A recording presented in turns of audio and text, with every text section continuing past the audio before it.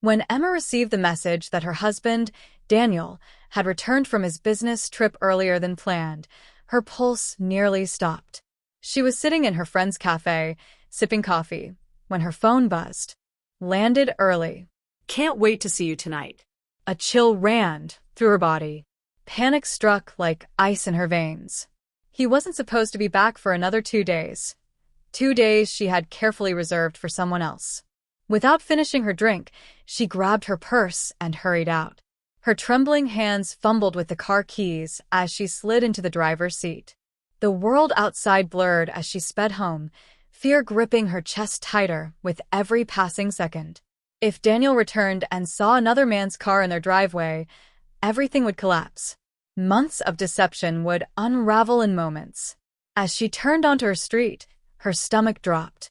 The black sedan with tinted windows, Alex's car, was still parked right outside her house.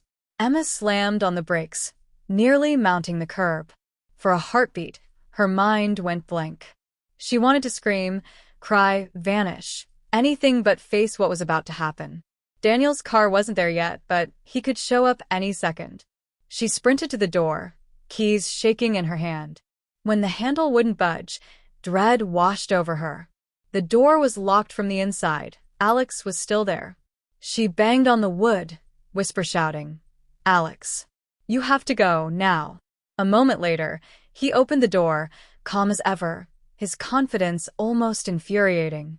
"What's wrong?" he asked casually, as if he didn't see the storm brewing. Emma grabbed his arm, pulling him toward the exit. "Daniel's home early. You have to leave right this second." But Alex hesitated, giving her a half-smile that dripped arrogance. "So that's it? I'm just disposable now that your husband's back." She didn't have time to argue. "Please, Alex. Go," she begged, shoving him toward his car. Finally, he sighed, got inside, and drove off, just moments before another engine rumbled in the distance. Daniel's familiar SUV turned the corner. Emma's heart nearly burst out of her chest. She dashed inside, tossed the cushions into place, sprayed perfume into the air, and splashed cold water on her face. By the time Daniel stepped through the door, she was standing calmly in the living room, pretending everything was normal. "You're home early," she said with a forced smile. Daniel looked exhausted but happy. He wrapped his arms around her, and guilt stabbed deep into her chest. "Yeah," he said softly.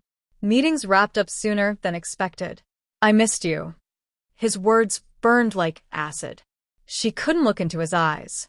She felt as though she were standing on the edge of a cliff, seconds away from falling. That night over dinner, she almost believed she'd gotten away with it, until Daniel frowned mid-bite. "Strange," he murmured. "When I drove up, I thought I saw a car leaving our driveway. Looked kind of familiar." Emma froze. Her fork clattered against the plate. "Probably one of the neighbors," she replied quickly. Daniel nodded, but his expression darkened, suspicion flickering in his gaze. The conversation drifted to safer topics, but unease hung heavy between them. After dinner, he went to unpack while Emma stood at the window, staring into the quiet street. The black sedan was gone, but the danger wasn't. Over the next few days, Daniel's behavior shifted. He asked subtle questions about her errands, her friends, her afternoons. She tried to stay composed, but inside, she knew he was connecting the dots. Then one morning, he placed his phone on the table. On the screen glowed a photo of Alex's car parked in their driveway. "Care to explain this?" he asked, voice low and steady. Emma's throat went dry. She tried to speak, but nothing came out. "I saw this same car before I left," Daniel continued, his tone calm but cutting. "I didn't say anything then. I wanted to see how long you'd keep lying to me." Tears blurred her vision as she reached for him, but he stepped back. "I trusted you, Emma," he said quietly.